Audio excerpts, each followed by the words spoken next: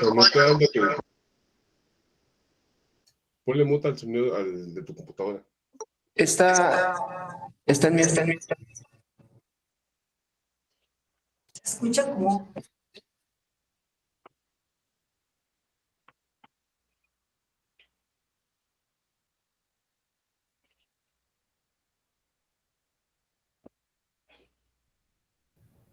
¿Se escucha bien? Sí, solo se escucha eco, pero no sé si tengas de tu computadora activo. Si lo muteas, ya se quita eso. O sea, el sonido.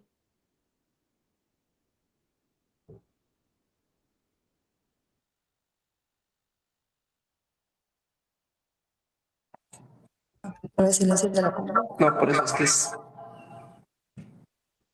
es que...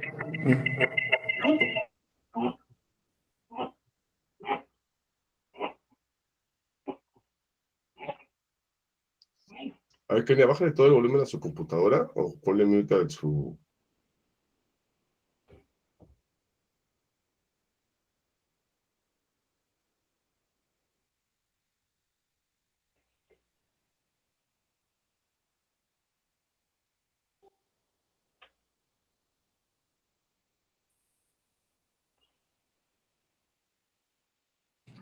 ¿Ahí sigues escuchando el eco, Cristian? No, ya no. Bueno, vamos a comenzar. Buenos días a todas, a todos. Feliz inicio de semana. Vamos a hablar, sí me escuchan bien, ¿verdad? Porque ahora ya no sé si... Ok. Vamos a hablar hoy de lógica política, perdón, es que hay un módulo de lógica política, argumentación política. Está relacionado un poco con la lógica política. Voy a compartir una presentación y voy a ir dando algunas ideas de qué es y por qué es importante en todo caso, cuáles son los elementos de la argumentación política y por qué importa diferenciarla por un lado de la argumentación jurídica y por qué es importante hablar de la argumentación política. Voy a comenzar diciendo que en el mundo del derecho hay una resistencia a pensar en términos políticos y cuando se llegan a superponer las esferas políticas de la esfera jurídica, hay no solo una resistencia, sino un argumento que a mí me parece que en términos de lo que han visto de argumentación es un tanto cuanto, no quiero decir necesariamente falaz, pero erróneo. Primero, pensar que una y la otra, es decir, la política y el derecho, y ahorita hablamos de argumentación, son necesariamente divergentes, que tienen objetos distintos y que la política en todo caso contaminaría el derecho. Es algo muy común, es parte, me parece, del marco teórico que ha construido el derecho, sobre todo, ¿no? En donde se piensa que el derecho tiene una serie, no es nuevo el debate, ¿no? Está en Platón y en Aristóteles, en las leyes de Platón, está en la política de Aristóteles y en la retórica, pero es un debate en el que supuestamente la política podría gobernar al derecho de manera indebida. En la política, Aristóteles diferencia el gobierno de las leyes del gobierno de los hombres, y siempre sujetarlo a las leyes sería sujetarlo a una racionalidad, digamos, mayor de la que la sujetaría la lógica política, ¿no?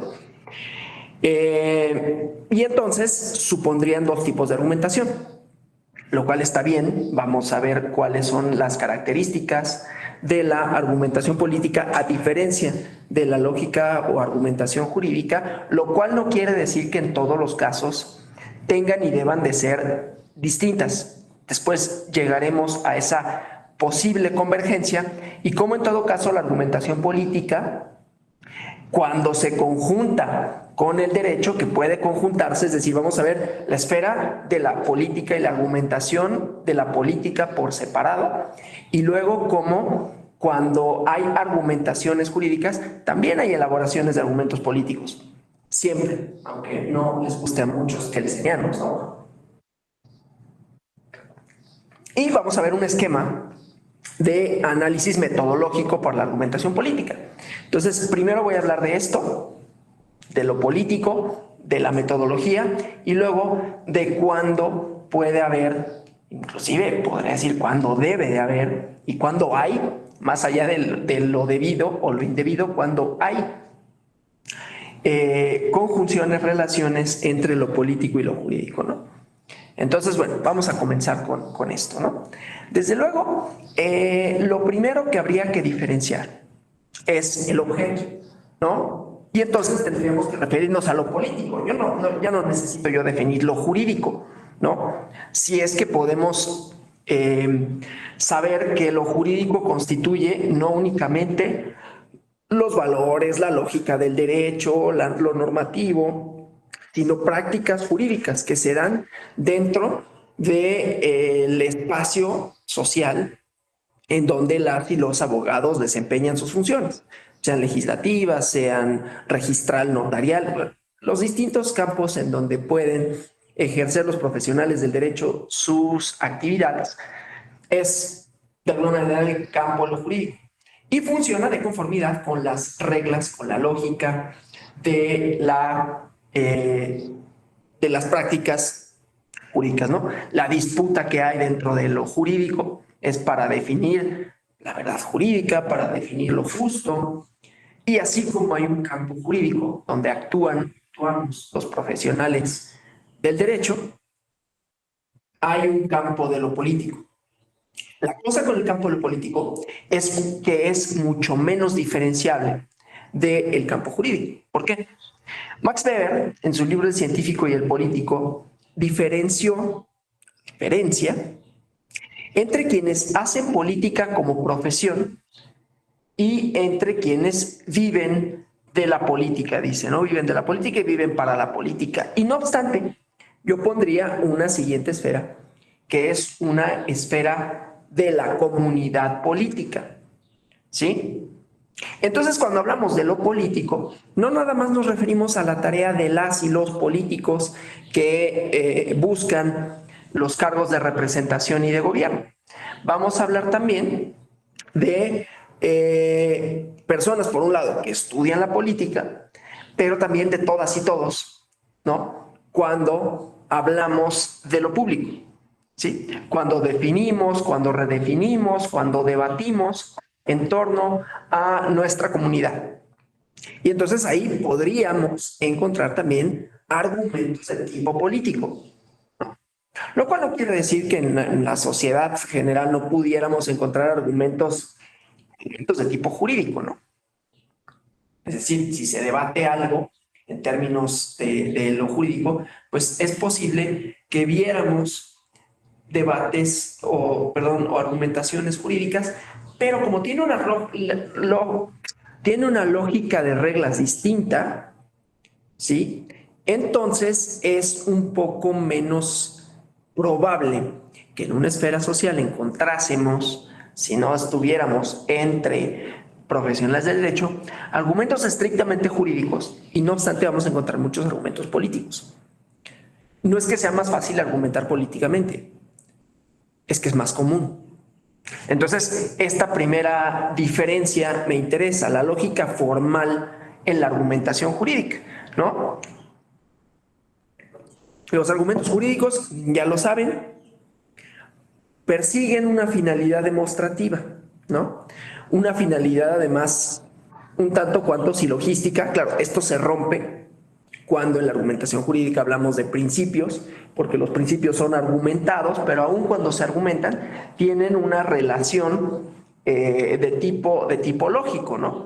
A pesar de que, por ejemplo, en la metodología formal de la argumentación jurídica, el test de proporcionalidad tendría una serie de instrumentos que no son deducibles automáticamente, es decir, no podemos decir que un principio tenga siempre mayor peso que otro y depende de las circunstancias, y entonces se tiene que hacer un ejercicio intelectivo de argumentación.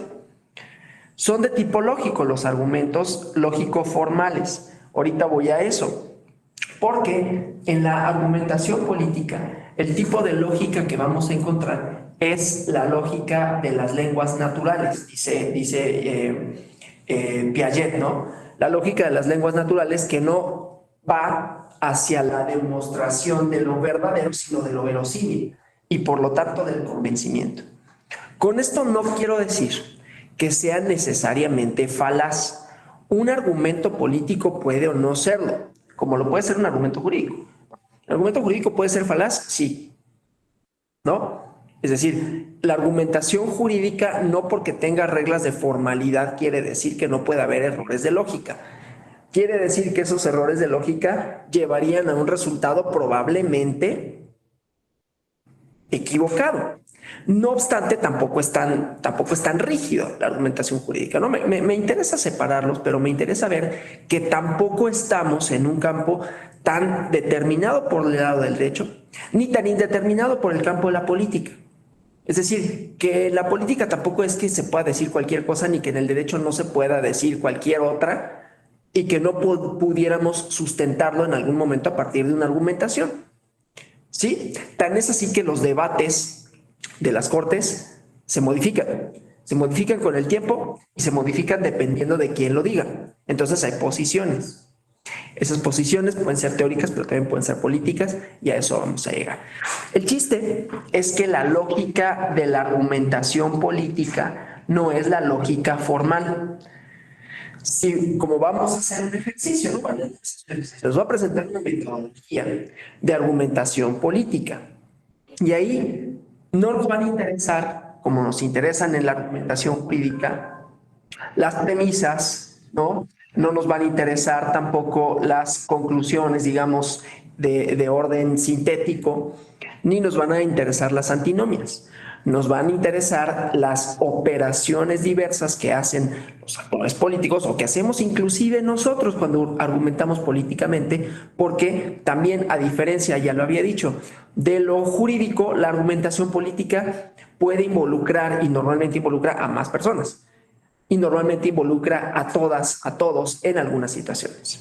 ¿Sí? Ahora,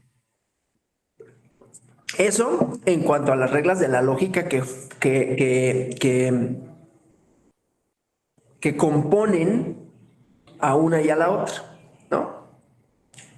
No es que una sea lógica y la otra no, es que una es lógica formal y otra es la lógica de las lenguas naturales, de acuerdo con Jean Piaget, ¿sí? Y luego está la persuasión. Persuadir jurídicamente implica dar una serie de razones de derecho, ¿no? Establecer, y no obstante, en la persuasión jurídica encontramos política, pero eso va al final, ¿no? O sea, no obstante, también hay argumentos jurídicos que necesariamente, a pesar de lo que puedan sostener algunas personas, ¿no? Que desde luego serían contrarias a la posición que yo sostengo, y está bien, pero hay argumentos políticos en lo jurídico, ¿no? Ahorita vemos cómo y por qué. Pero la persuasión jurídica es igualmente un tipo de persuasión formal. Trato de argumentar, trato de exponer una serie de razones. O sea, pensemos en una resolución, ¿no? Que se tiene que resolver de manera colegiada. Y en el órgano colegiado es bien raro verme en una pantalla aquí y en otra acá, por eso. Bueno, en un órgano colegiado, porque más ustedes me ven. Bueno, y a mí me distrae eso. En un órgano colegiado, lo que vamos a encontrar es que los ministros, los magistrados van a hacer una exposición de sus premisas a partir de una elaboración formal. Entonces van a decir, por ejemplo, ¿no? Es inconstitucional la ley tal por tales motivos.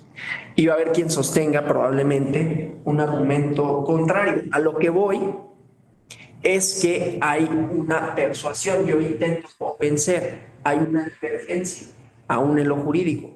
Por eso no son matemáticas. Por eso aún las reglas de la argumentación lógica formal no alcanzan. Si alcanzaran, pues habría un resultado cierto, no solo en todo momento físico, sino en todo momento en el tiempo, ¿no? O sea, no solo en todo lugar, sino en todo tiempo histórico, ¿no? Una ecuación resuelta hace 100 años es la misma que hoy, ¿no? Entonces, aquí no encontramos eso, porque hay un elemento extra que escapa a lo jurídico, que es la comunidad política, ¿no? Pero persuadir jurídicamente implica dar una serie de razones formales. Persuadir políticamente, dado que la lógica que la compone es la lógica natural o de las lenguas naturales, la persuasión política trata, ya decía yo, de lo verosímil, que puede ser verdadero o no en términos estrictos de silogismos, ¿no? Pero importa que lo sea. Esto es muy fácil de entenderse, ¿no? En los debates políticos, los argumentos políticos que da una persona en un templete que se sube y dice algo que puede ser o no, ¿cierto? Que puede ser inclusive falaz, como la alocución trumpiana de Make America Great Again, ¿no? Eso desde luego es falaz, no tiene sustento histórico, no tiene sustento, no, regresar a un pasado que nunca existió. Y sin embargo hay una elaboración, ¿no? Hay una elaboración de tipo moral, por un sentido, hay una elaboración de tipo temporal, en donde decimos, antes el pasado, siempre el pasado glorioso, se ha contaminado por esta circunstancia, ¿no? Lo más fácil es decir, bueno, pues le creen porque pues, qué tontería, ¿no? Pero hay en esas elaboraciones políticas una serie no solo de intenciones del locutor, como las hay en la argumentación jurídica, hay una intención, hay una premisa, hay una pretensión. Lo que pasa es que en el derecho tenemos una pretensión de verdad jurídica. En la política, en la argumentación política, hay una pretensión de verosimilitud. No necesariamente que lo dice, esto es importante, no necesariamente que lo dice para manipular, solo que lo dice desde otro lugar, del lugar en donde la elaboración tiene otros elementos. Es decir, no es que necesariamente puede ser alguien que esté mintiendo, no necesariamente es consciente de que está mintiendo, no necesariamente en su argumentación para convencer hay mentiras deliberadas, ¿sí? Es decir, la idea que a mí no me gusta, desde luego, y no nos gusta a ninguno de nosotros mexicanos, de Make America Great Again, pero sirve como eslogan.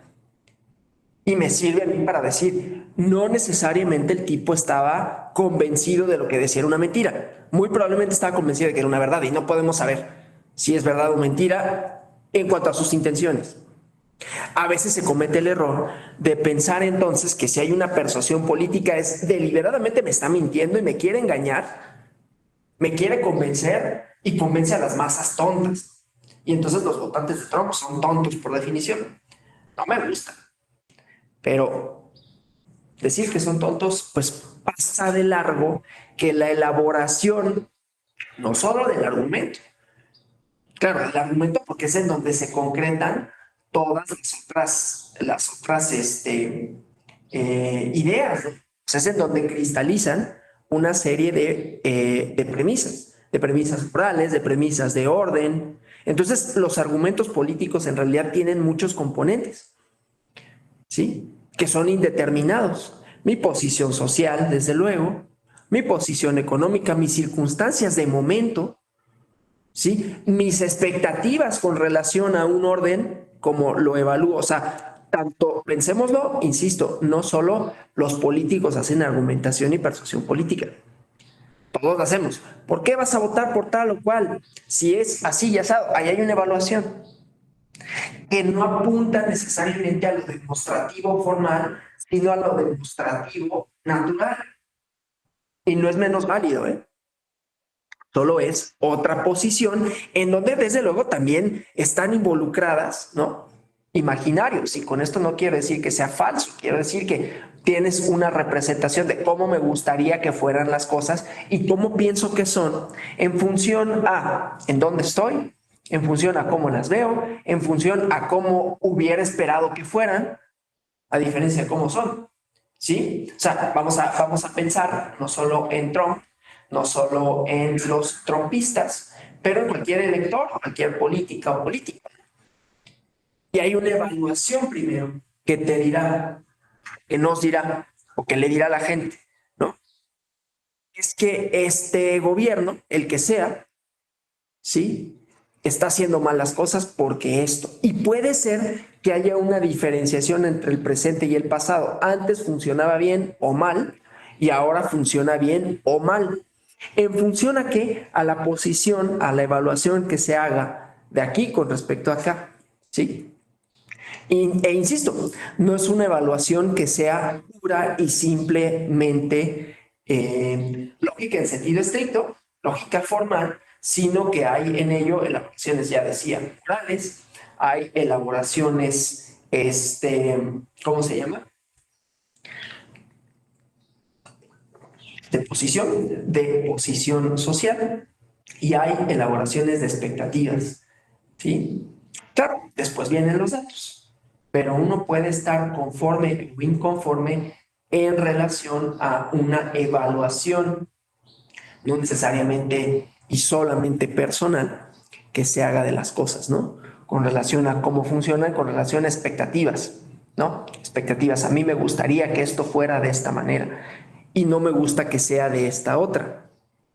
Pero también en lo político, dicen las y los políticos, las y los estudiosos de la política, pues es el arte de lo posible, ¿no? Y en la política hay muchos actores que intervienen y todos esos actores que intervienen juegan, ¿no? Son parte de.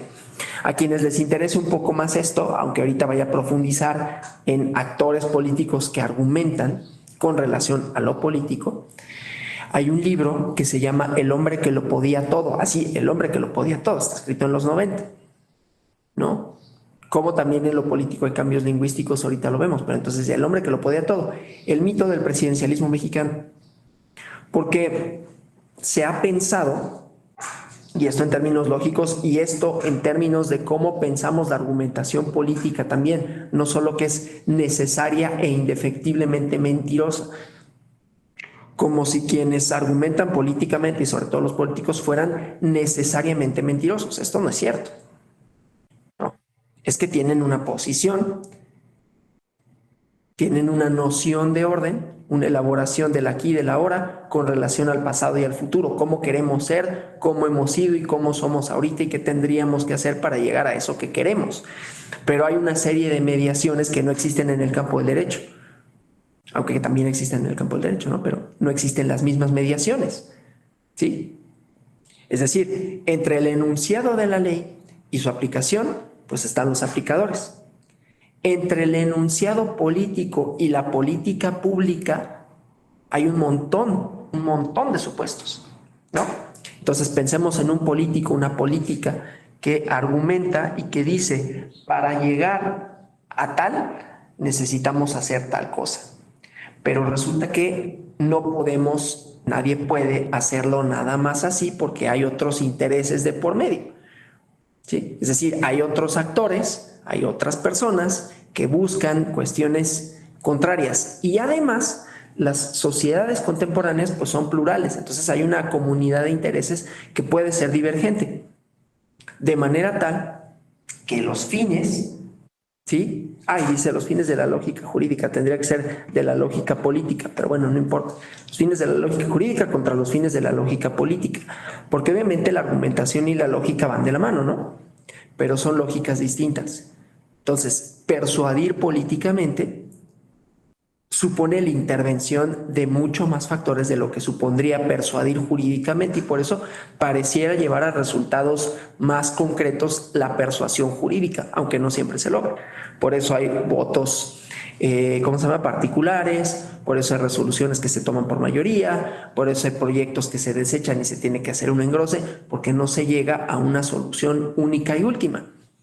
Si en la política además intervienen muchos otros factores, intervienen muchos otros actores, entonces va a ser todavía mucho más difícil que haya un resultado cierto en todo lugar y en todo momento. Porque importa, como importa para el derecho, pero importa la posición que ocupan las personas, importan los insumos, la sociedad, los cambios sociales, pero también las otras fuerzas políticas que no son únicamente, ¿no? Para ampliar el concepto de lo político, no son únicamente quienes se disputan el poder formal, es decir, quienes disputan los cargos de elección popular, ¿sí? Esos que disputan los cargos de elección popular muy probablemente son parte de otros bloques, de otros grupos de poder, ¿sí? Tampoco es muy difícil de ver. Así nacieron los partidos políticos, como oposición entre premisas de cuál es el papel que debe de jugar o quiénes son, cuál es el papel que debe jugar el Estado en la definición de los asuntos públicos, quiénes son y quiénes no son ciudadanas y ciudadanos para efectos de una comunidad política, y así sucesivamente, ¿sí? De manera tal, pues, que hay muchos, decía, insumos, ¿no? O sea, para elaborar un argumento político hay muchos elementos que tomar en cuenta.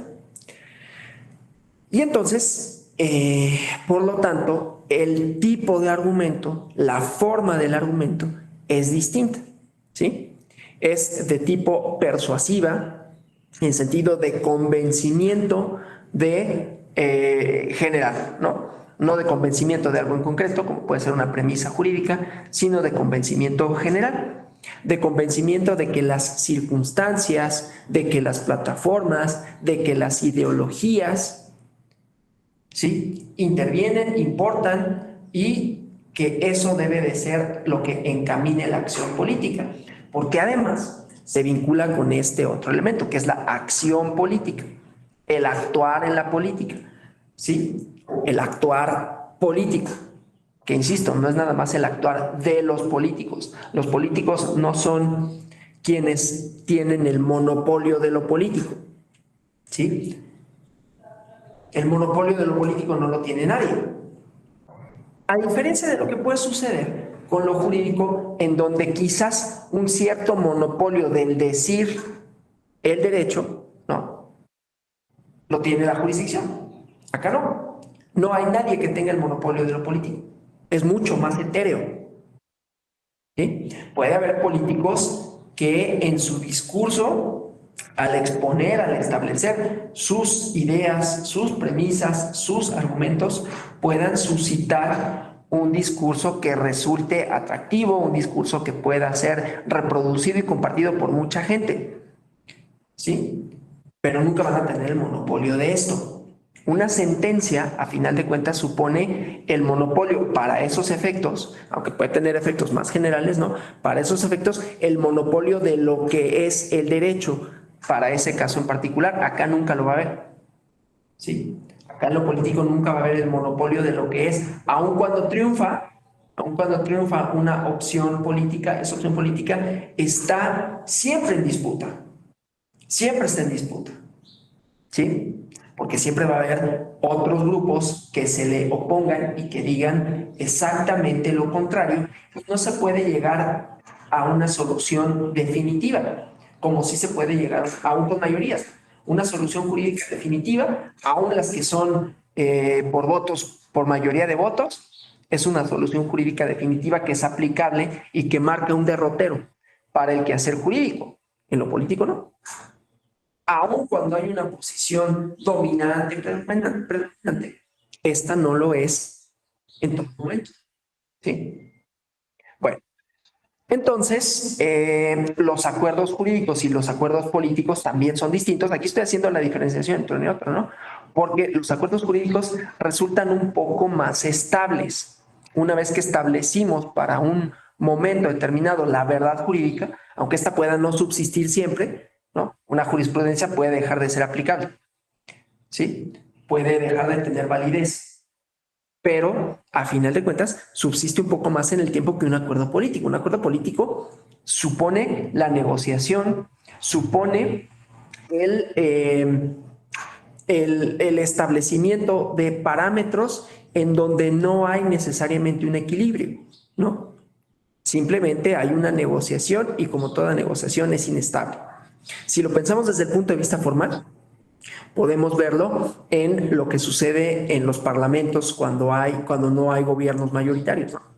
Hay coaliciones y estas coaliciones podrán o no ser inestables dependiendo de las posiciones, y otra vez vuelvo a lo mismo, dependiendo de las posiciones ideológicas, dependiendo de las elaboraciones que se hagan, ¿no? De los imaginarios que se hagan las personas que lo componen, no necesariamente el electorado, las personas que componen esos parlamentos, esas funciones parlamentarias con relación a su acción, ¿no? Acción política, el hacer en lo político, y los resultados, ¿no? Entonces, tienden a ser inestables. El ejemplo prototípico, pues, es italiano. Los acuerdos duran poco, ¿sí? Y duran poco porque están fundados en la inestabilidad que supone tener un sistema con muchos partidos que puede arrojar coaliciones muy diversas en lo ideológico, y lo ideológico importa porque es como elaboramos nuestras expectativas, ¿sí? Lo ideológico, por lo tanto, es una parte de la argumentación política, una parte central de la argumentación política. No que no lo sea en lo jurídico, porque las y los profesionales del derecho también pueden tener y tienen ideologías. Eso ya lo veremos en la conjunción de uno y otro. Pero es mucho más evidente en la argumentación política, ¿no? Esto cuando yo digo posiciones, elaboraciones, expectativas, convergen en lo ideológico. ¿Sí? Lo que pasa es que las ideologías tampoco son una cosa muy homogénea, ¿no? Si yo me defino como perteneciente, como de algún espectro ideológico, no quiere decir que quienes compartan mi espectro ideológico compartan absolutamente todo lo que eso la compone, y hay disputas ahí también, ¿sí? En cambio, si yo me definiera, como no lo haría por nada del mundo, pero si yo me definiera como kelseniano, no lo haría, y no lo haré, y no lo voy a hacer, porque soy de la posición contraria en realidad, ¿no? Pero entonces abre una serie de premisas que me identifican teórica y metodológicamente con otros que comparten esa posición. En lo político no. Por eso decía, es mucho más etéreo, ¿sí? Mucho más inasible lo ideológico. Pero importa, porque es a partir de lo que elaboramos entonces el argumento político. Pero es por eso que resulta menos discernible en términos lógicos, ¿no? Puedo yo poner, estas son las premisas, y las premisas tienen o son verdaderas o son falsas, dependiendo de una serie de condiciones, y entonces podríamos llegar a la conclusión de que las premisas políticas siempre son falsas, pero eso sería solo desde el punto de vista formal. Por eso digo, aquí gobierna la lógica de las lenguas naturales que apuntan a lo verosímil. Y no apuntan a lo verosímil, sé que estoy repitiendo, ¿no? Pero no apuntan a lo verosímil porque sea mentira, sino porque las mediaciones que hay entre el argumento político y la comunidad política son muchas más de las que hay entre un resultado jurídico y una pretensión de derecho, ¿sí? Y entonces eso lleva a que los acuerdos políticos, tanto de argumentación, de convencer, me convenzo, pero después el actuar, la acción política, pues me puede resultar decepcionante, ¿no? ¿Cuántas veces nos sucede? ¿Sí? Bueno, es que yo voté por esta persona, yo había votado por este partido, convencido de que estaban bien, y a la hora de la hora me decepcioné, ¿sí? ¿Por qué? Porque había elaborado expectativas. ¿sí? Había depositado una serie de imaginarios en torno a cómo es y cómo debería ser y no se cumplieron esos debería ser, ¿sí? Entonces es mucho más difícil, pues, mantener la estabilidad del acuerdo, ¿sí? En lo jurídico no pasa.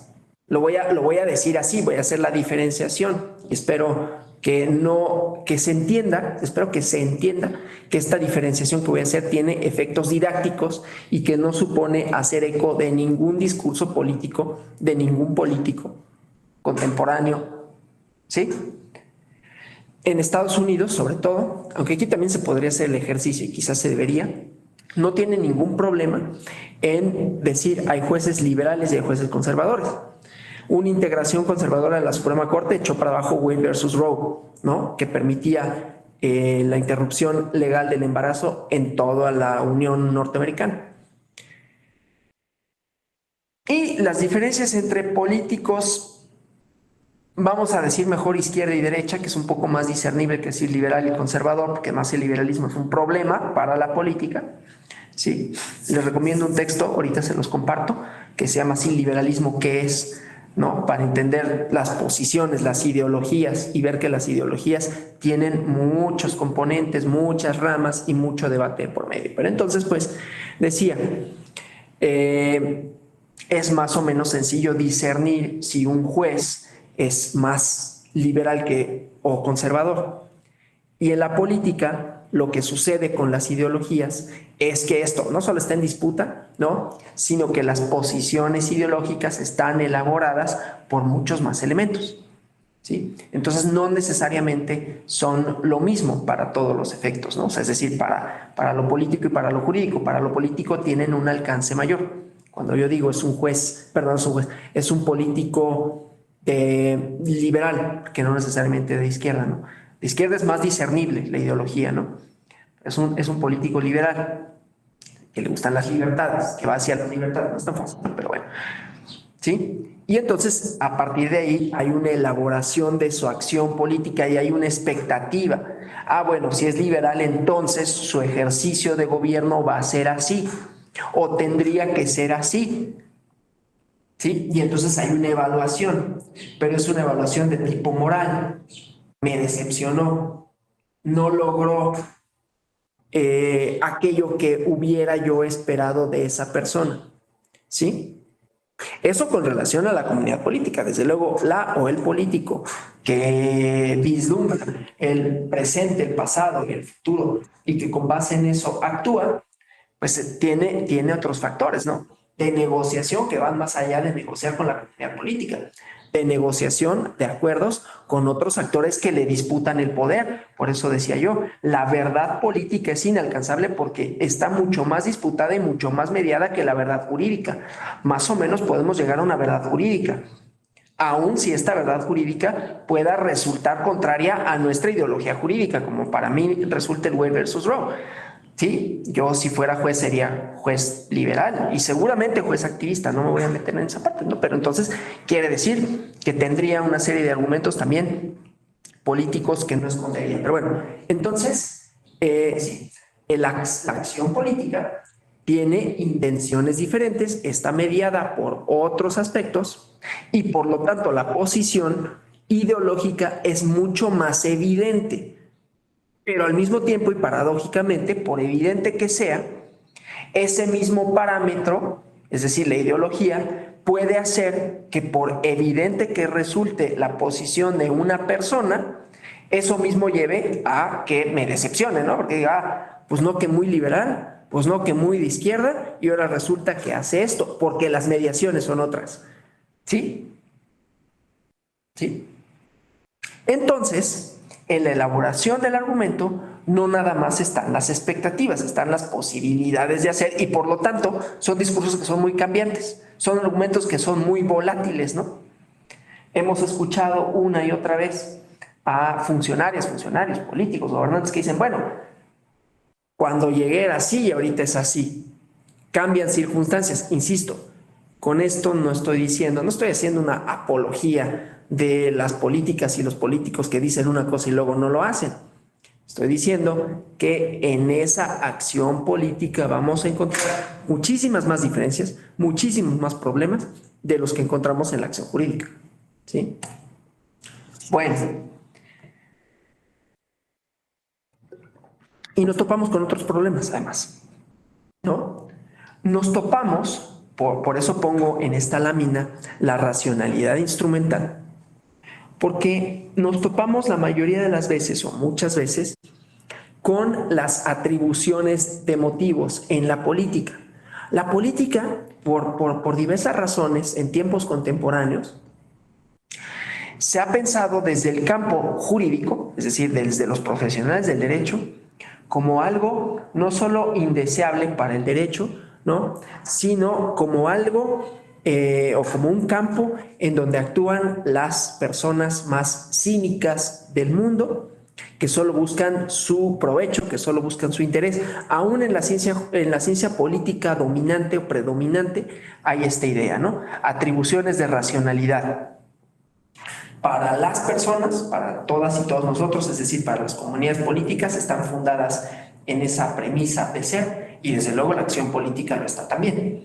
Y por lo tanto, cuando explicamos la argumentación política, caemos justamente en la idea de, pues están tratando de convencernos, están tratando de engañarnos y nos van a mentir de manera sistemática, cosa que no es necesariamente así, ¿no? Otra vez estamos en el mundo de lo verosímil, pero también en el mundo de los acuerdos y en el mundo de lo limitado. Otra vez no se entiende esto como una apología. Estamos tratando de entender por qué tendríamos que diferenciar un argumento jurídico de un argumento político y no pensar que los argumentos políticos, una, no existen, dos, son falsos, tres, son únicamente medios para fines, ¿no? O sea, digo lo que sea con tal de que votes por mí. No es tan así. ¿Sí? Prometo las perlas de la Virgen y después ahí veo cómo le hago para medio cumplir. ¿Sí? Todas estas cosas que estoy diciendo además suenan verosímiles. Otra vez, en el mundo de la verosimilitud, si yo viniera a decir todo lo contrario de lo que estoy diciendo, bueno, los políticos tratan de convencernos porque son unos pillos y entonces van a prometer las perlas de la Virgen con tal de que votemos por ellos, eso va a tener mucho más credibilidad de lo que yo estoy sosteniendo. Me cuesta mucho más trabajo decir lo que estoy diciendo que si yo dijera lo contrario. ¿Sí? Nos volvemos en el mundo de los cínicos, me quieren convencer, solo buscan los cargos y por lo tanto los argumentos que hagan nunca van a ser argumentos, siempre van a ser uso de la falsedad, siempre van a hacer uso de las falacias, pero eso no importa porque los gobierna otra lógica que es la lógica de la racional e instrumental. Eso sería mucho más fácil de explicar porque es el sentido común que tenemos compartido. ¿Sí? Es lo que todos pensamos que son. ¿Sí? Es decir, la racionalidad instrumental, y viene ahí el dibujito de Hobbes porque es uno de los primeros que lo expuso, parte de la idea de que todas y todos, no solo los políticos, todas y todos somos en realidad potencialmente, ¿no?, ingobernables. O más bien, si todos tuviéramos libertad absoluta, gobernaría el caos, gobernaría el orden, porque no podríamos ponernos de acuerdo, porque todos seríamos o somos egoístas y por lo tanto la tarea del derecho, la tarea de la ley es limitar ese egoísmo innato. Es toda la tradición cultural inclusive de Occidente, ¿no? Así se fundó hasta la mitología griega. Zeus impuso un orden, que los dioses estaban entre ellos peleando y él logró imponer un cierto orden. No dominó todas las pasiones, pero impuso un orden, ¿sí? El orden social más o menos sigue una lógica similar en cuanto a la elaboración hobbesiana, que el Estado logra imponer un cierto orden, fundado no solo en la razón, sino fundado en el miedo. Bueno, pues es que el Estado me va a castigar y entonces hago o dejo de hacer en función a la evaluación que pueda hacer de la probabilidad de ser castigado. Independientemente de eso, claro, es lo que funda la comunidad política y por lo tanto es lo que podría fundar la acción política, ¿sí? Pero Más allá de eso, entonces, moveríamos en el terreno de pensar que los argumentos jurídicos, perdón, los argumentos políticos necesariamente están gobernados también por la razón instrumental. Es decir, van a elaborar lo verosímil en función a la probabilidad de que esa verosimilitud sea creída y por lo tanto voten por mí. Yo no sostengo eso. Yo sostengo que la verosimilitud es cierto que gobierna la lógica de los argumentos políticos, pero esta está más relacionada a la posición que tienen cada uno de los actores políticos y que tenemos cada una y uno de nosotros como miembros de una comunidad política, que a la racionalidad instrumental le digo lo que sea con tal de ganar. ¿Sí? Yo sostengo que eso no es así. Habrá quien sostenga lo contrario, como casi la mayor parte de la escuela de la ciencia política hegemónica o dominante, que viene confeccionada a partir del modelo hobbesiano de racionalidad instrumental, ¿no? Esto de las decisiones políticas, otra vez, los acuerdos políticos, la lógica política, la argumentación política, es una lógica del convencimiento para maximizar utilidades, maximizar votos. Dicen quienes lo definen así, los partidos políticos, por definición, buscan ganar. No necesariamente es así, por lo menos no desde mi posición. Entonces, buscan establecer una plataforma política, buscan definir a la comunidad, buscan definir un aquí y una ahora. Lo que pasa es que eso, insisto, es difícil porque no es tan discernible y depende de un montón de otras mediaciones, ¿sí? Depende de historias de vida, depende de quiénes tienen el poder, cómo lo han ejercido, cómo se ha ejercido, ¿sí? Depende, pues, de lo ideológico. Y voy a lo ideológico porque es importante para el esquema de análisis que vamos a ver, ¿no? Entonces, déjenme, aquí voy a presentar ahora sí que otra presentación. Denme nada más oportunidad de verlo. Y ahorita regreso a esta presentación, porque decía, me interesa la ideología, ¿sí? Entonces habrá que definir lo ideológico. Nada más déjenme poner la otra presentación, que es un esquema, o sea, todo esto, ¿no? Todo esto que les estoy diciendo no es únicamente una premisa teórica, ¿no? No es solo una premisa teórica, tiene una metodología. Entonces, ok, si hay una argumentación política que es propia de la política, quiere decir que la podemos estudiar. Y si la podemos estudiar, quiere decir que hay formas de estudiarse, es decir, que hay metodologías para estudiarla, ¿sí? Entonces hay que ver cuáles. Y entonces lo que les pongo aquí son dos laminitas, que es una propuesta de análisis argumentativo. Otra vez, argumentativo desde el tipo de la lógica de la ciencia, de las lenguas naturales, ¿no? Basada, este esquemita, nada más les voy a poner las operaciones y ahorita les digo cómo funciona, ¿no? Las operaciones del análisis argumentativo que ha hecho la maestra doctora de la UAM Xochimilco, investigadora de la UAM Xochimilco, Silvia Gutiérrez Vidrio, ¿no? Ella piensa que el discurso, estudiar el discurso, estudiar la argumentación política, implica estudiar relaciones entre lenguaje, ideología y poder, de manera tal que analizar una producción discursiva determinada, analizar la argumentación política, implica analizar al mismo tiempo las condiciones bajo las cuales se produce. Otra vez, condiciones que son muy dinámicas, muy cambiantes, en donde tenemos que tener en cuenta las posiciones de quienes llevan a cabo el discurso, ¿no? De quienes argumentan, pero también contra quienes argumentan y quiénes son los detentadores del poder y cuáles son las relaciones de poder. Les recomendaba el libro de El hombre que lo podía todo, el mito del poder presidencial, porque no hay un solo detentador del poder. Aún en las monarquías supuestamente absolutas, más absolutistas, no era una sola persona. Todos que hayan leído un poco de historia del feudalismo, de historia medieval o del despotismo ilustrado, sabrán que los reyes negociaban con un montón de personas, ¿no? Con la banca, con el papa, con otros reyes, ¿no? que tenían que hacer alianzas, que esas alianzas eran endebles, que a veces perdían el trono, perdían el reino, que había muchas personas alrededor en la misma corte, ¿no? Que les disputaban el poder. Para quienes les guste esto de manera muy novelada, pues está la serie de Los Reyes Malditos, ¿no? Que son 7 libros que escribió un historiador francés, novelada, y te pareció interesante, justamente las disputas por el trono.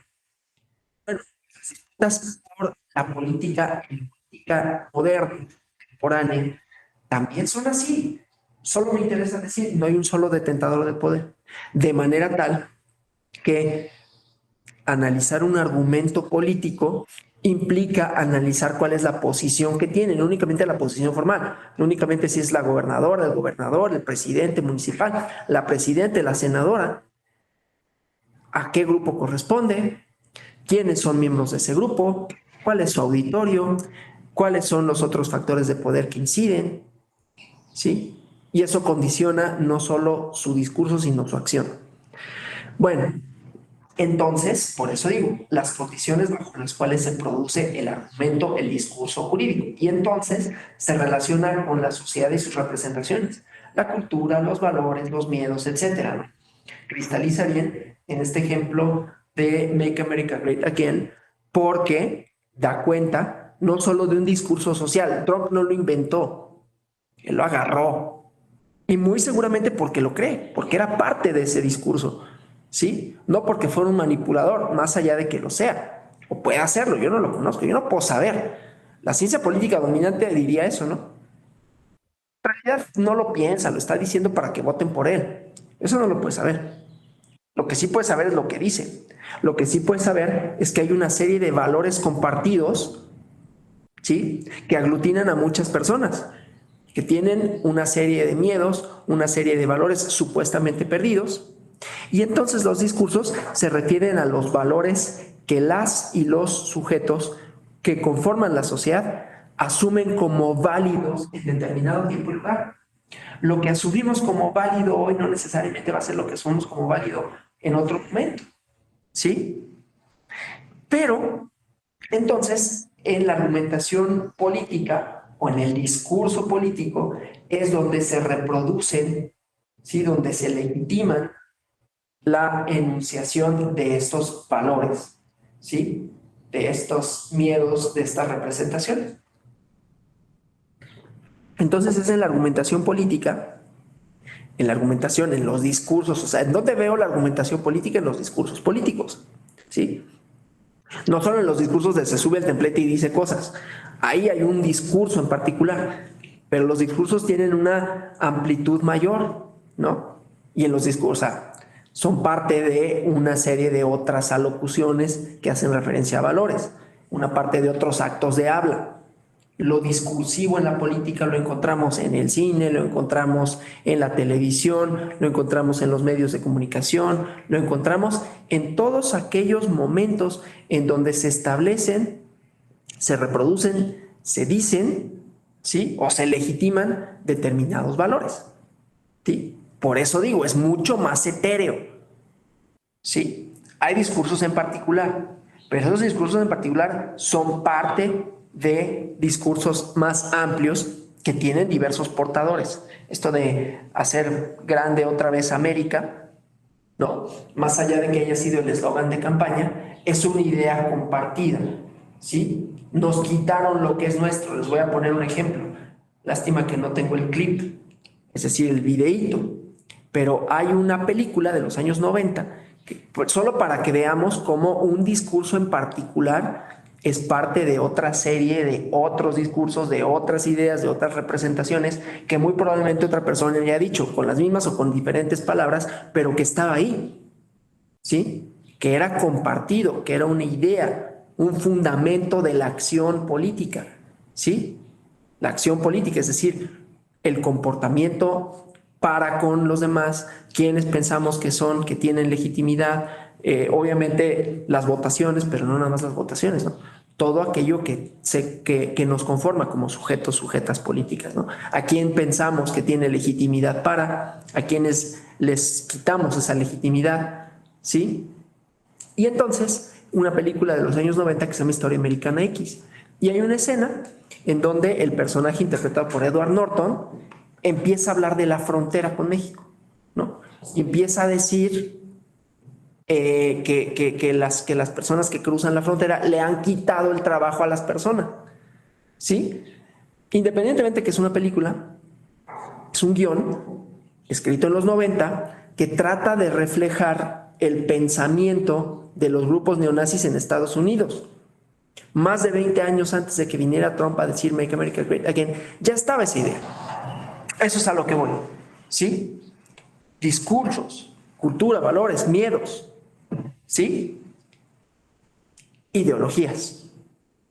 Pero insisto, están en muchos lugares.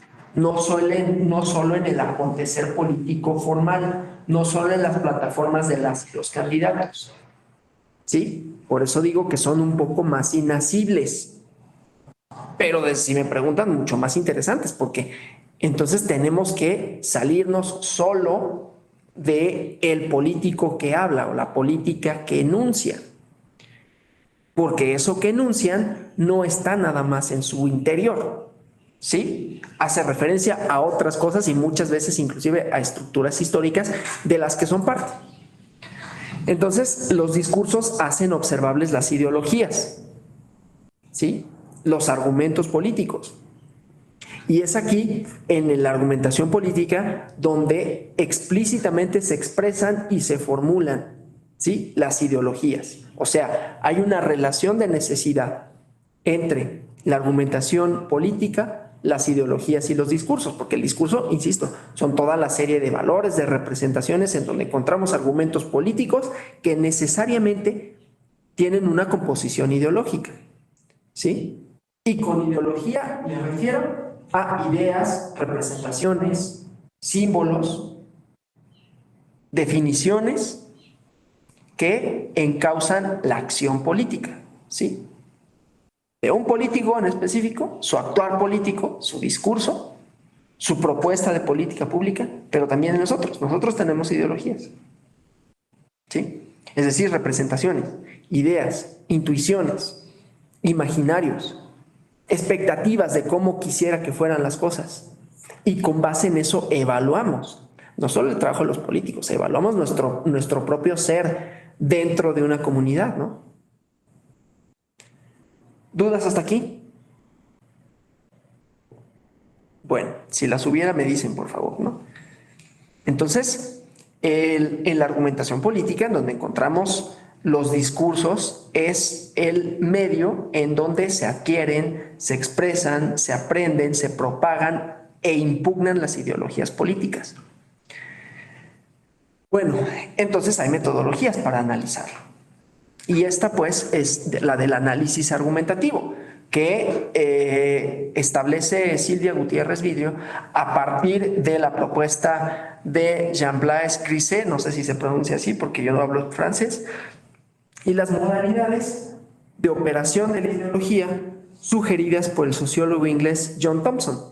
Entonces, esta propuesta metodológica articula los modos de operación de ideología de Thompson con ciertas operaciones lógico-discursivas que propone Griset, ¿sí? Entonces, siguiendo el esquema metodológico, se analizan las operaciones lógico-discursivas que permiten construir en forma orientada determinados objetos para luego operar discursivamente sobre lo construido con el propósito de intervenir sobre un destinatario, ¿sí? El destinatario que puede ser los electores, pero también puede ser otra persona, ¿no? Un compañero, una compañera que diga yo tengo esta intuición, yo voy a votar por esta o por este otro, y ahí vamos a encontrar elaboraciones de índole político, razones, ¿sí? Discursos, o sea, en esa elaboración, en esos argumentos vamos a encontrar discursos, ¿no? Ideas que orientan la acción, ideas a partir de las cuales yo configuro mis expectativas de orden social, ¿sí? Bueno, y entonces lo que vamos a ver en estas dos láminas son esquemas, ¿no? O son más bien las familias, ¿no? Que son útiles para estudiar el discurso, la argumentación política, las operaciones constitutivas del objeto. que son operaciones que nos dicen de qué va el discurso, ¿no? De qué va la argumentación, cuáles son esas clases objeto o tópicos en torno a los cuales se organiza la argumentación. Las operaciones de apropiación, que tienen como función asegurar la credibilidad de la esquematización en la perspectiva de diálogo entre el proponente y su oponente, porque ya decíamos además, ¿no? La lógica política es una lógica, o la argumentación política es una argumentación de tipo adversarial, en donde lo que se hace evidente son las posiciones, las ideologías, las expectativas, ¿no? De unos y de otros. Y entonces hay operaciones, presentan determinaciones, los objetos son irrefutables, ¿no?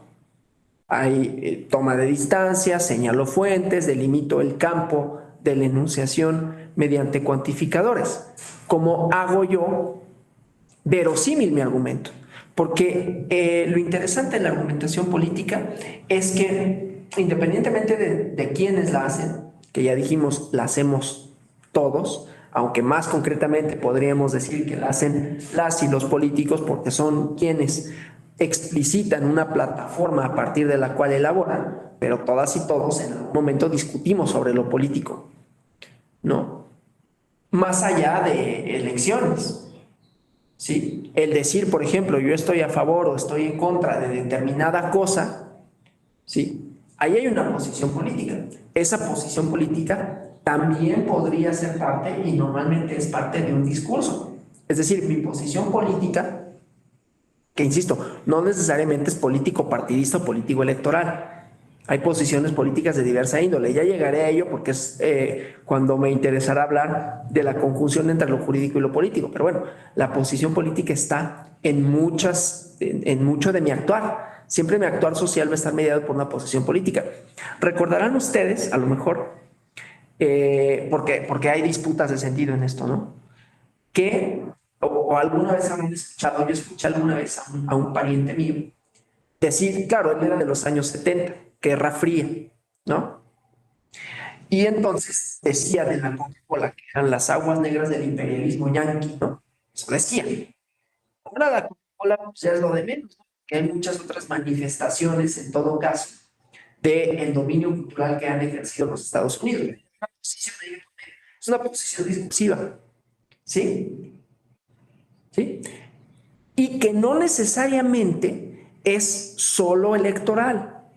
Eso es lo que me interesa. Los argumentos políticos no son solo argumentos electorales, pueden cristalizar el electoral, ¿sí? Pero tienen otras composiciones que, insisto, explicitan ideologías. Y esas ideologías no solo son izquierda-derecha en términos partidistas, son cómo vislumbro el mundo, cómo vislumbro las relaciones sociales, cómo las pienso, cómo espero que sean en el futuro y cómo creo que son en el presente. ¿Sí? Y ese decir cómo creo que son y cómo espero que sean, no quiere decir que en esa creencia de cómo vislumbro el futuro haya mentiras. Quiere decir que hay expectativas.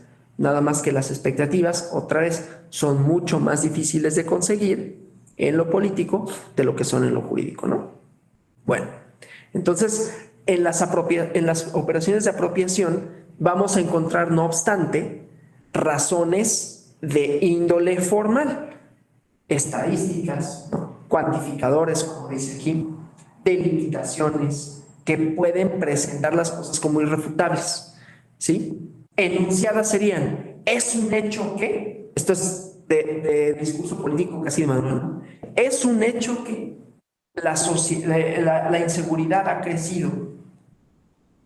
Es verosímil. En realidad no podemos determinarlo tan fácilmente, ¿no? Eso lo dirá el político opositor. El político no opositor o la política no opositora dirá, es un hecho que se han reducido las tasas de criminalidad.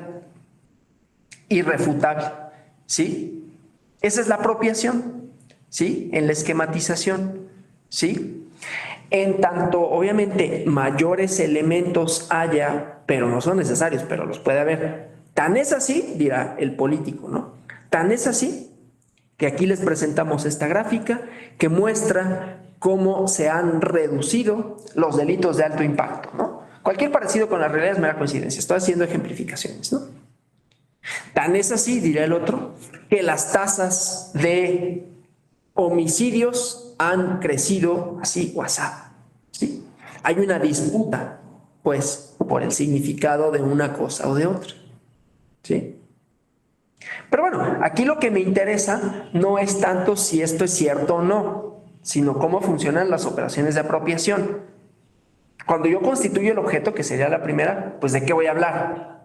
El gran problema de la sociedad es la inseguridad. Y a partir de eso elaboro lo demás. Y a partir de eso, o sea, una vez que constituyo mi objeto, ¿de qué voy a hablar? ¿Sí? ¿De qué va a hablar el discurso? ¿Cuáles son las clases de tópicos en torno a los cuales voy a organizar mis argumentos? Entonces, a partir de eso, lo siguiente es cómo te apropias de ese objeto, ¿no? Objeto, la inseguridad. Objeto, la economía, ¿sí? Es un hecho que la economía ha crecido a pasos agigantados. Así lo muestran las cifras de... Es un hecho que la economía ha crecido mucho menos de lo esperado, mucho menos de lo prometido. Otra vez, cualquier parecido con la realidad es mera coincidencia. Los argumentos políticos funcionan así, ¿no? Y esto lo vemos aquí y en todos lados.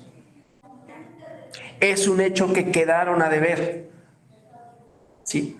El gobierno que, otra vez, cualquier parecido con la realidad es mera coincidencia. El gobierno que prometía que íbamos a crecer ha dejado de cumplir. Objeto. Ahora, ¿por qué digo lo que digo? Las cifras macroeconómicas muestran que el país, de ocupar el lugar 4, ahora está en el lugar 7. Eso es un hecho, ¿sí? Ahí hay una operación de apropiación, hablando del tema económico, ¿sí? Y cada una está ligada a lo ideológico, ¿sí? Ahorita veo eso. Y luego están, déjenme avanzar en la presentación, las operaciones de proyección valorativa, en donde se hace más evidente la ideología. Pero esto solo nos dice que los argumentos raramente son neutros, ¿sí? Y también los jurídicos raramente son neutros. Cualquier cuestión social que tenga que ver con una comunidad política no es, vuelvo al ejemplo de la ecuación, no es una ecuación, no es ingeniería social, no es ingeniería electoral, aunque a algunos les guste eso decirle ingeniería electoral, ¿no? Hay proyecciones valorativas. Entonces, hay enunciados axiológicos, hay evaluativos. Vamos siguiendo con el ejercicio, ¿no? Hablamos de la, no sé, puede ser de la inseguridad, ¿no? Es un hecho que la inseguridad ha aumentado. Es un hecho que la inseguridad ha disminuido. Apropiación. Así lo muestran las cifras recientes de tal. O bueno, otra. Es un hecho, o otra vez, vuelvo a insistir en lo mismo. Cualquier parecido con la realidad es mera coincidencia. Estamos haciendo ejercicio de cómo se elabora, ¿no? Es un hecho que este gobierno tiene una alta eficiencia en su tarea. Así lo muestra la última encuesta que dice que hemos logrado la popularidad que ningún otro gobierno ha tenido. Y ahí está la encuesta, ¿no? Sí. Y luego viene lo axiológico, la proyección valorativa. Lo anterior, digo, puedes ser un poquito más elegante. Yo estoy así improvisando, ¿no? Puedes ser un poquito más elegante cuando construyes el discurso, cuando construyes el argumento, ¿no? Entonces, es un hecho que este gobierno ha cumplido a la gente y tan es así que nos siguen respaldando con una mayoría, como lo muestra esta encuesta. Esto porque nosotros, a diferencia de los demás, hemos cumplido de manera cabal con aquello que la sociedad demandaba de nosotros. Ahí hay una evaluación, ¿sí? Demandaba justicia social y la han encontrado. Demandaba mejoría económica y la han encontrado. Demandaban seguridad para sus familias y la han encontrado. Entonces, ahí vamos viendo, ¿no? Esas son las proyecciones, ¿sí? Hemos visto cómo este gobierno, o al contrario, Demandaban justicia social y lo único que han encontrado son migajas. Demandaban seguridad y lo único que han encontrado es represión. ¿Sí? Demandaban mejoría económica y lo único que han encontrado son tasas de inflación. ¿Sí? Y luego viene la evaluación. Entonces este gobierno es mentiroso. Entonces este gobierno es meramente un gobierno que trató de vincular el enojo legítimo de la población con una plataforma política. ¿Sí? Así elaboran los argumentos. O sea, ahorita cualquiera que me haya escuchado, seguramente escuchó muchos discursos políticos en ese sentido. ¿Sí? Digo, como esquema, desde luego uno, insisto, tendría que ser un poquito más fino a la hora de escribir las cosas, pero es una manera de argumentar, de evaluar, de hablar de expectativas cumplidas o no cumplidas, pero no solo etéreas, ¿no? Es un hecho, vean este clip de Historia Americana X, solo para que vean cómo estos discursos subsisten en el tiempo y en el espacio, no se le ocurren a una persona y hablan de posiciones, reflejan intuiciones, valores, miedos. Eso es lo interesante del argumento político, ¿sí? Y lo siguiente interesante, pues es cómo se vuelve verosímil, porque hay personas que consideran que eso justamente no solo tiene legitimidad, sino que es cierto, no en términos absolutos. Otra vez, no es una ecuación, pero en términos de cómo vivo, en términos de cómo evalúo, en términos de cómo siento. ¿Sí? Y entonces ahora, en el esquema, se trata de vincular las operaciones, estas operaciones, ¿no?, constitutivas de objeto, de apropiación y de proyección valorativa, con lo ideológico, ¿no?, que es el trabajo que hace John Thompson de hermenéutica profunda. Pero ¿qué es lo que ya les estaba diciendo, no? ¿Cuál es la hermenéutica profunda? Pues entender cuáles son las relaciones sociales que hay ahí de por medio, cuál es la posición, quiénes le disputan, cómo lo elabora. ¿Sí? Y entonces, en esta idea de la hermenéutica profunda, hay que hacer un análisis sociohistórico, un análisis discursivo y una interpretación. ¿Sí? En el análisis sociohistórico reconstruimos condiciones sociales e históricas de producción, circulación y recepción de formas simbólicas. ¿Sí? Es decir, cómo se construyen, cómo tienen verosimilitud en la esfera pública y cómo son recibidas por las personas, ¿no? Cómo entienden las personas estos enunciados, estas ideas, ¿sí?, tan inacibles como es cualquier forma simbólica en lo político, ¿sí?, que otra vez se vinculan con expectativas y con posiciones. Que posiciones, me refiero, pueden ser posiciones económicas, ¿no? Una persona que ha vivido prósperamente, que ha tenido prosperidad, difícilmente va a poder entender, evaluar de la misma manera a alguien que ha sufrido precariedad, ¿no? Podríamos decir, bueno, es más legítimo el argumento de la persona que ha sufrido precariedad, pero ahí tendríamos que tener un cuantificador. No es lo mismo sufrir precariedad en Suiza que sufrir precariedad en México. Entonces están mediados por el espacio-tiempo, ¿sí?, por el lugar y por el momento, ¿sí? No todos los discursos han sido igualmente legítimos en todo momento, ¿sí?, ni electoralmente hablando, ni socialmente hablando. Las posibilidades para que una plataforma política pudiera llegar al gobierno hoy son mucho mayores de las que eran hace 40 años. ¿Sí? Por las reglas, pero también por la legitimidad social que puede tener ciertas posturas. Entonces, cuando decía las formas simbólicas expresan algo, y para hacerlo se valen de las reglas, de los recursos y demás medios a disposición del productor, de quien produce, ¿sí? Por eso es necesario el análisis formal. Lo que vemos aquí en las láminas es el análisis formal discursivo, donde hay varias propuestas y una de ellas es esta, justamente, ¿no? el análisis argumentativo, que es particularmente útil para el estudio del argumento abiertamente político.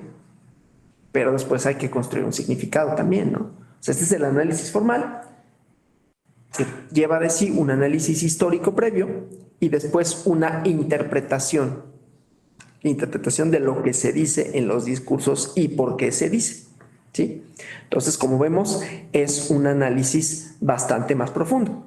Voy a dejar de compartir para otra vez regresar a la presentación anterior e ir cerrando, ¿no? ¿Cómo vamos? ¿Bien, bien? Bueno.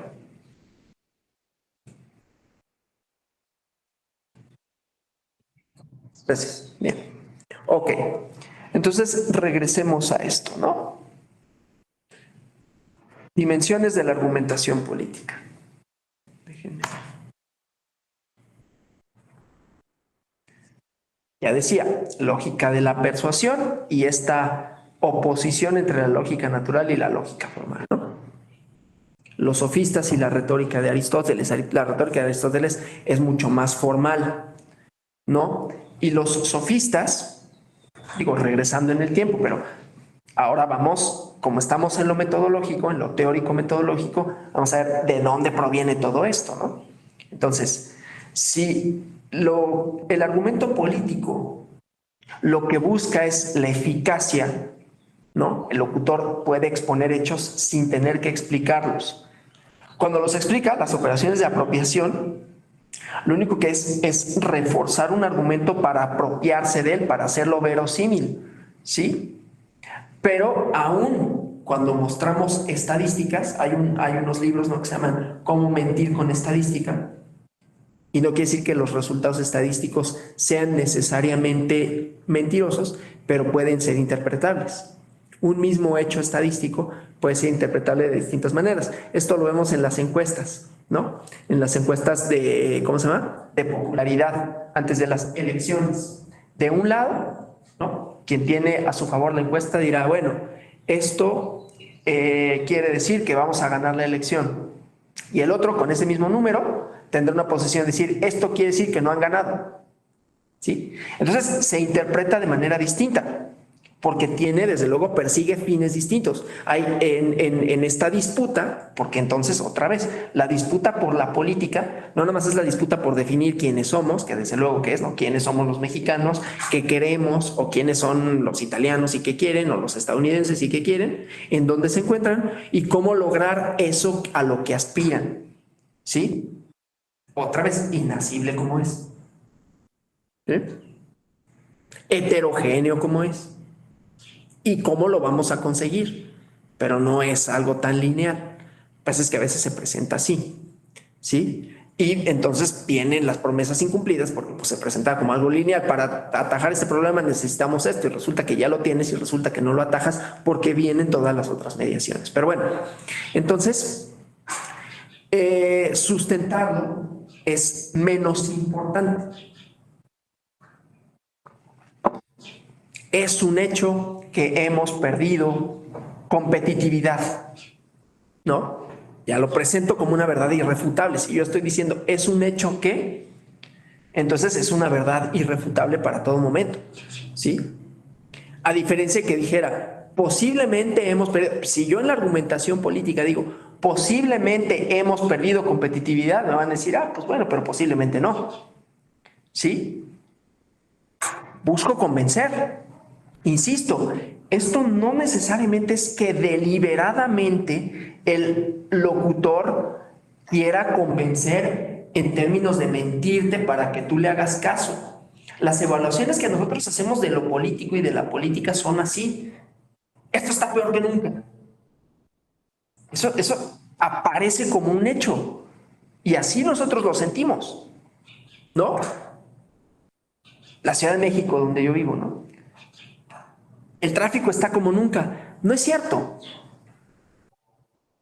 ¿Por qué? Porque siempre ha sido un caos el tránsito. Claro, puede haber más coches, derivado de que hay más vialidades, derivado de que se ha privilegiado el uso del automóvil, pero el decir el tráfico está peor que nunca es, bueno, en términos de ahorita, ¿sí?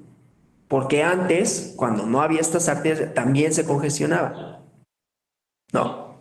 O sea, más bien está igual que siempre. Eso sería un poco más verosímil, pero si yo digo el tráfico está igual que siempre, esto no me sirve para hacer una diferenciación.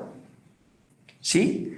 En lo político vamos a encontrar también mucho la parte binaria, ¿no? La parte dicotómica. Porque tomar una posición, y todos la tenemos, por eso decíamos, los argumentos políticos difícilmente son neutros.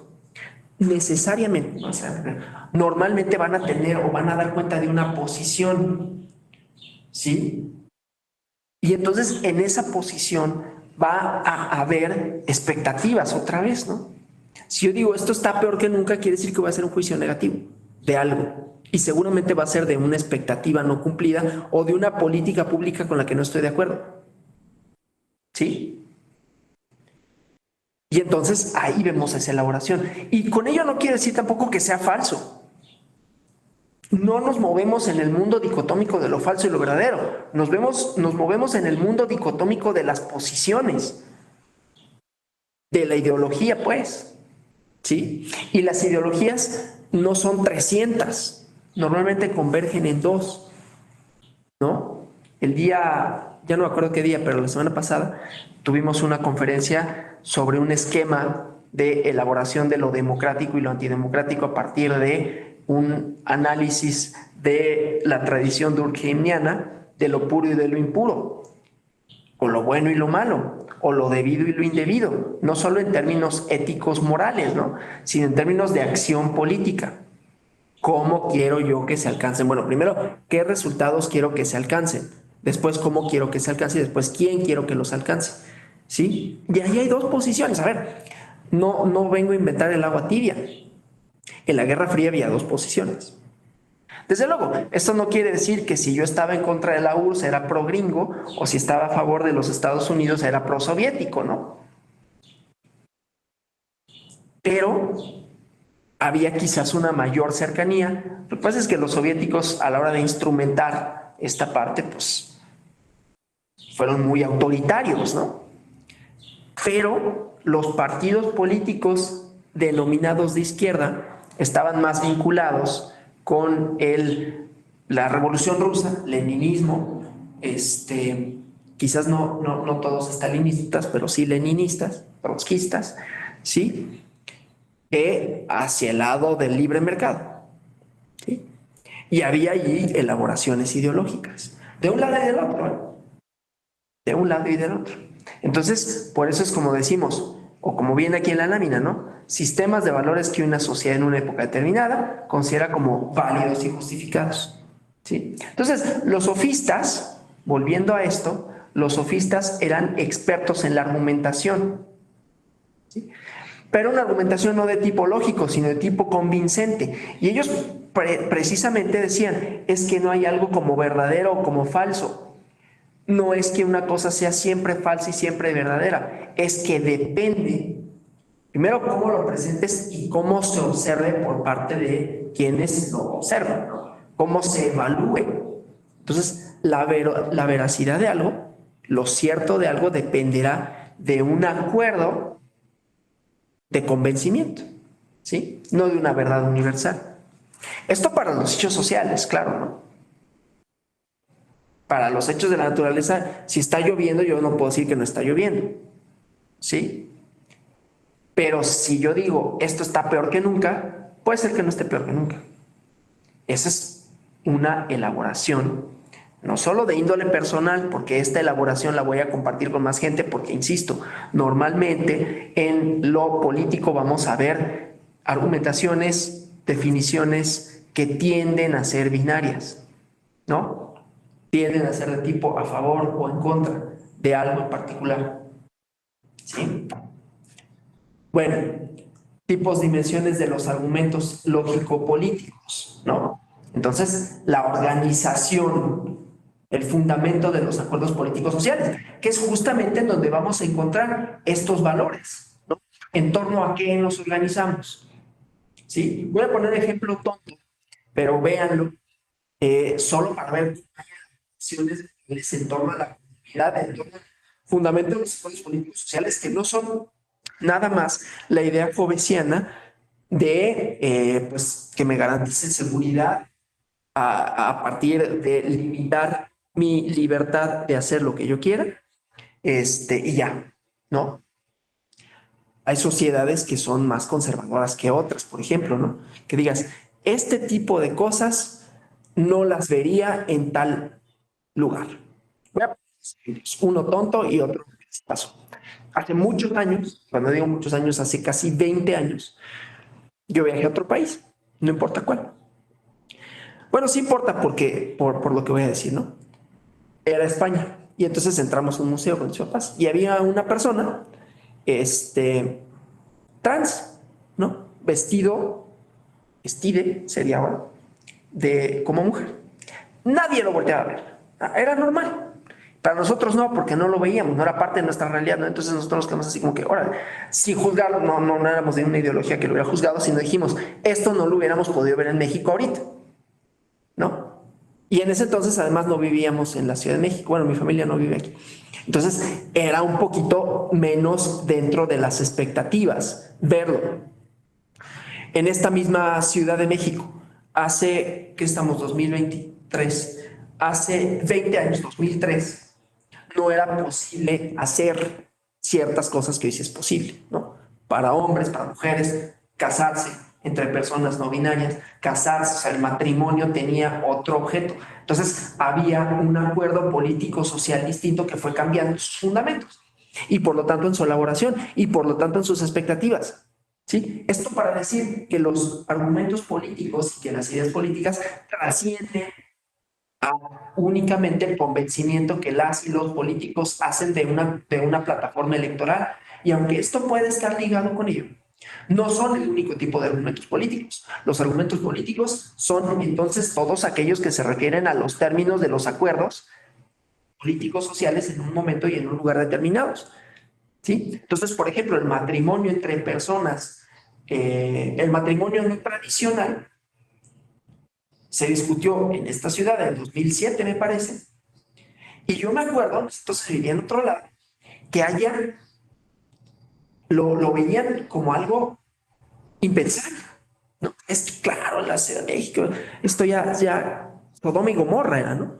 Era una cosa que enfrentaba a esos valores.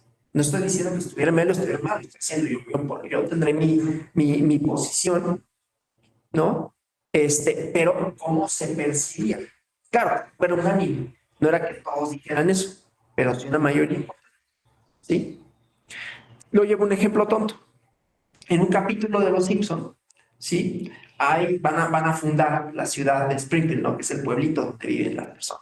Pero había dos personas. Hay siempre una pugna entre Springfield y otro pueblo junto, que se llama Shelbyville, ¿no? Y entonces dicen, ¿de dónde viene la pugna? Y resulta que la pugna viene de que cuando lo van a fundar, Jeremías Springfield, el fundador del pueblo, dice, estos son los valores. No lo dice así, dice, vamos a fundar una ciudad que es así, así, así, así.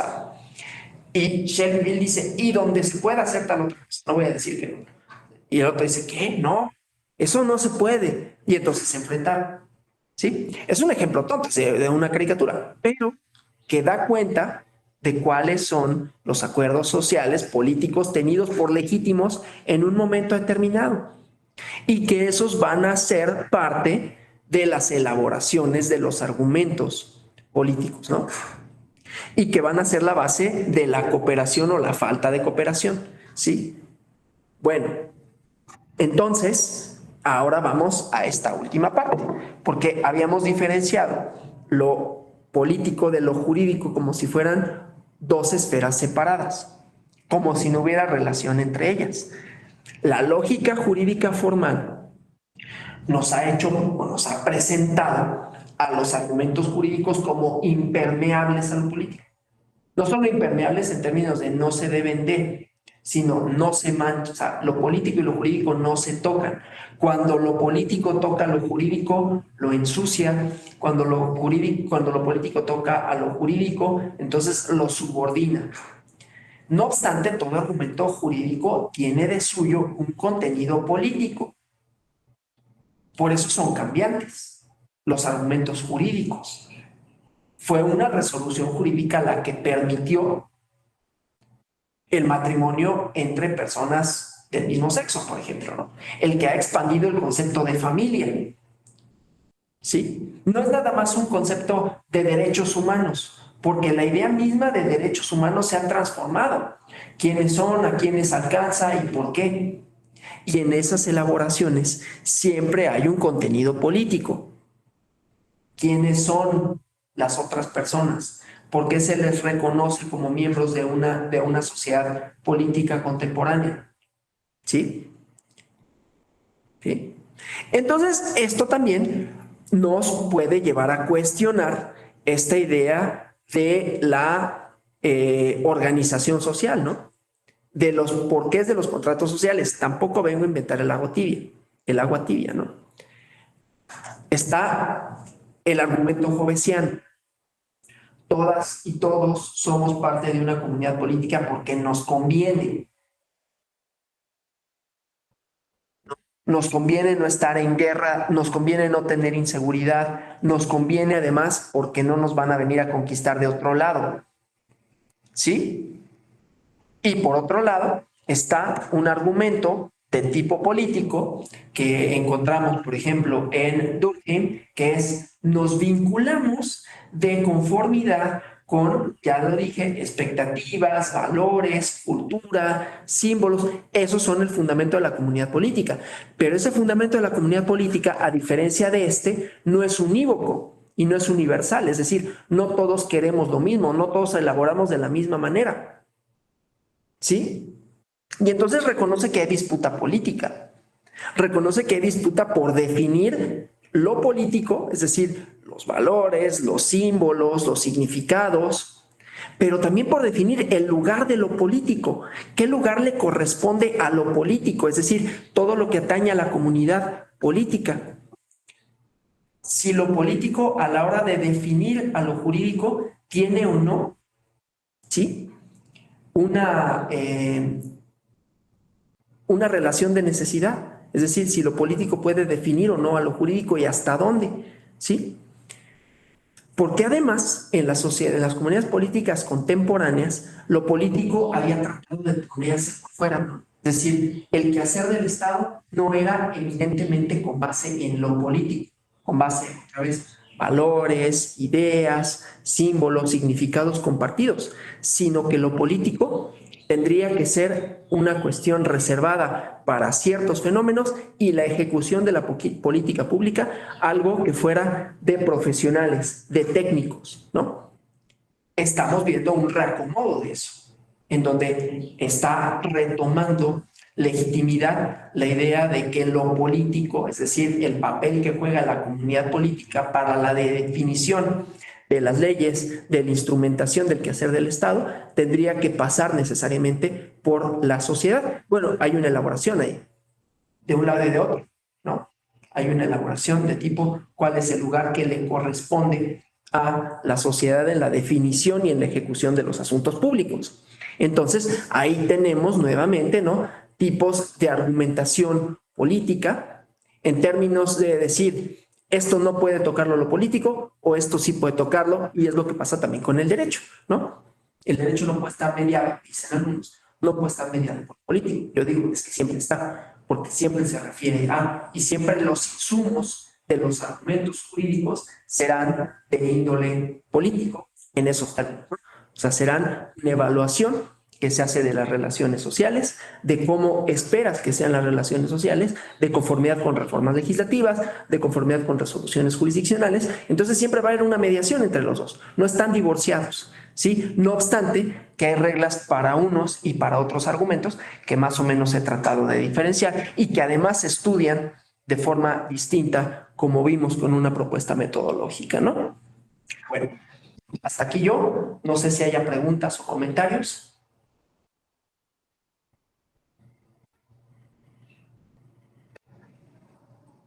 ¿Todo bien? Bueno, pues si no hubiera alguna otra cosa que desearan comentar, alguna pregunta con relación al esquema de análisis, con relación a esta parte teórica, ¿no?, de qué compone un argumento jurídico, un argumento político, por qué un argumento político se puede diferenciar y cómo los diferenciamos, cuáles son sus componentes, cuál es la discusión actual con relación a uno y la otra, y por qué en todo caso un argumento jurídico tiene una relación necesaria con, no necesariamente con un argumento político, pero sí con la política. Pues yo les agradezco por su atención, por su presencia, esperando que haya sido interesante. Estamos iniciando semana, ¿no? Que lo que les diga pueda resultar fructífero para los objetivos que tengan de este diplomado y para los objetivos mismos del diplomado en general. Pero entonces, pues les deseo un gran inicio de semana. Les agradezco. Saludo como siempre a mi amigo José Ángel Yuen a Zacatecas y a todas y todos ustedes que se conectaron este día, hicieron el esfuerzo por estar aquí a las 7 de la mañana. Muchísimas gracias, hasta la próxima y deseo que este diplomado les siga resultando interesante, si es que este módulo lo fue. Yo quedo a sus órdenes en el correo. Sí, tengo una mano levantada. ¿O fue? No, creo que no. Que pensé que había habido una mano levantada. Entonces, bueno, hasta la próxima. Muchas gracias. Feliz inicio de semana. Buen día, que estén bien. Buen día.